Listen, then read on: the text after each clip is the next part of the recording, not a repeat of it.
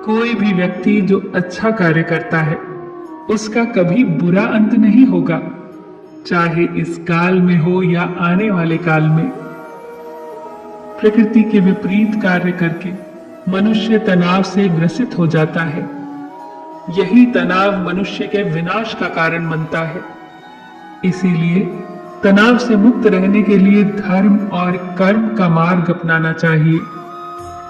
क्यों व्यर्थ चिंता करते हो? किससे व्यर्थ डरते हो? कौन तुम्हें मार सकता है? आत्मा न पैदा होती है न मरती है। न तो ये शरीर तुम्हारा है और ना ही तुम इस शरीर के हो। ये शरीर 5 तत्वों से बना है, अग्नि, जल, वायु, पृथ्वी और आकाश।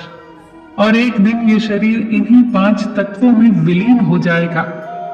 किंतु आत्मा स्थिर है। आत्मा को न कोई शस्त्र काट सकता है, ना ही उसे अग्नि जला सकती है। उसे जल नहीं गला सकता, ना ही उसे वायु ही सुखा सकती है। तुम्हारा क्या गया जो तुम रोते हो? तुम क्या लाए थे जो तुमने खो दिया? तुमने क्या पैदा किया जो नष्ट हो गया? तुम ना कुछ लेकर आए थे, ना कुछ लेकर जाओगे। जो कुछ लिया यहीं से लिया, जो कुछ दिया यहीं पर दिया। जो कुछ मिला भगवान से मिला, जो कुछ दिया भगवान को ही दिया।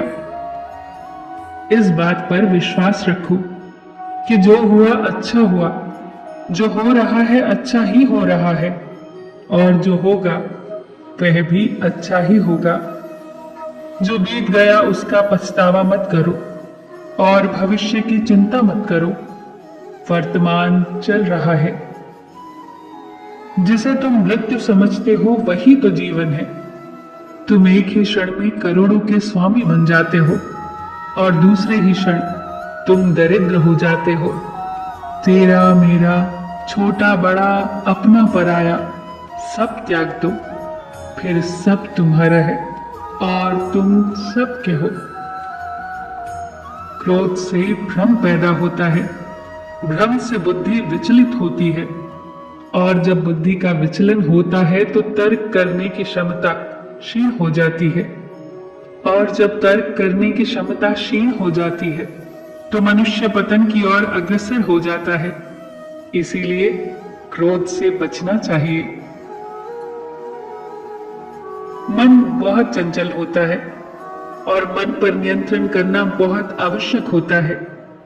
जो मनुष्य मन पर नियंत्रण नहीं कर पाते, ऐसे मनुष्य का मन उसकी शत्रु की भांति कार्य करता है और धीरे धीरे व्यक्ति गलत मार्ग की ओर अग्रसर हो जाता है। लगातार प्रयत्न करने से अशांत मन को वश में किया जा सकता है।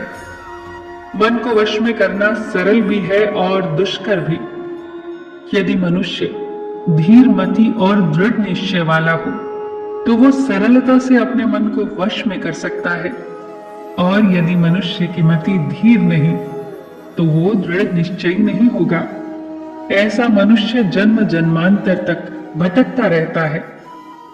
परमात्मा में विश्वास से, धर्म में विश्वास से, सत्य में विश्वास से मनुष्य दृढ़ निश्चयी हो सकता है। कोई भी मनुष्य अपने कर्मों से भाग नहीं सकता। कर्मों का फल अवश्य भुगतना पड़ता है। इसीलिए सदैव शुभ और अच्छे कर्म करो। सही कर्म वह नहीं है जिसका परिणाम सदैव सही हो, अपितु सही कर्म वह है जिसका उद्देश्य कभी गलत ना हो। न सुख स्थायी है न दुख स्थायी है। ये संसार परिवर्तनशील है। परिवर्तन प्रकृति का नियम है। यहाँ कोई भी वस्तु स्थायी नहीं होती। हमारे शरीर की अवस्थाएं भी स्थायी नहीं है, फिर सुख और दुख स्थायी कैसे हो सकते हैं? मनुष्य को सुख और दुख दोनों भोगने पड़ते हैं। सुख और दुख एक ही चक्र के 2 अर्धभागों के समान है, और ये चक्र चलता रहता है, चलता ही रहता है। मनुष्य फल की इच्छा त्याग कर कर्म को अपना धर्म और कर्तव्य समझकर करे तो ये निष्काम कर्म है। फल तो अवश्य मिलेगा, परंतु मनुष्य इस फल को विधान की इच्छा समझकर ही स्वीकार करे।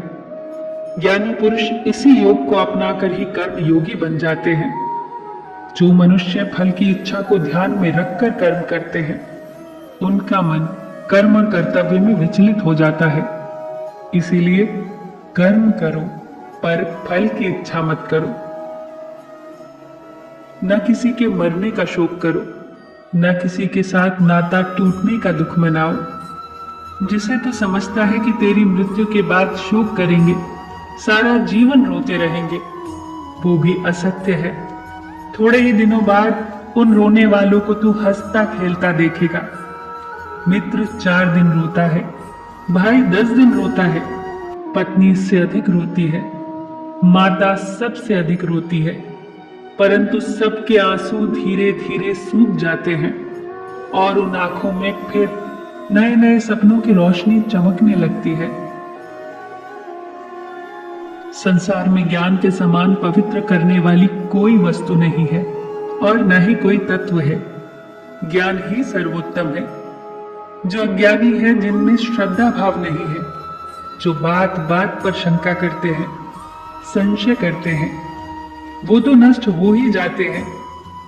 उन्हें ना तो इस लोक में सुख मिलता है और न ही परलोक में। संशय को त्याग कर तुम्हारे भीतर जो मुनि बैठा है, उसे जगाओ और ज्ञान योगी बनो। जब जब धर्म की हानि होती है, तब तब मैं आता हूं। जब जब अधर्म बढ़ता है, तब तब मैं आता हूं। सज्जन लोगों की रक्षा के लिए मैं आता हूं, दुष्टों के विनाश के लिए मैं आता हूं, धर्म की स्थापना के लिए मैं आता हूं और युग युग में जन्म लेता हूं। मैं संसार के प्रत्येक कण में हूं। दोस्तों, जब भी मन परेशान हो, जब भी कोई राह नजर ना आ रही हो, जब भी सलाह की जरूरत हो, जब सत्य जानना हो, जीवन को जानना हो, अपने अस्तित्व को जानना हो, तो गीता पढ़ लिया करो। गीता पथ प्रदर्शन के लिए सर्वश्रेष्ठ है। गीता से बेहतर कुछ भी नहीं। बार बार गीता पढ़िए। हर बार जीवन को देखने का एक नया दृष्टिकोण मिलेगा। हर बार कुछ नया सीखोगे। जीवन जीने की कला है गीता। पथ प्रदर्शन के लिए सर्वश्रेष्ठ है।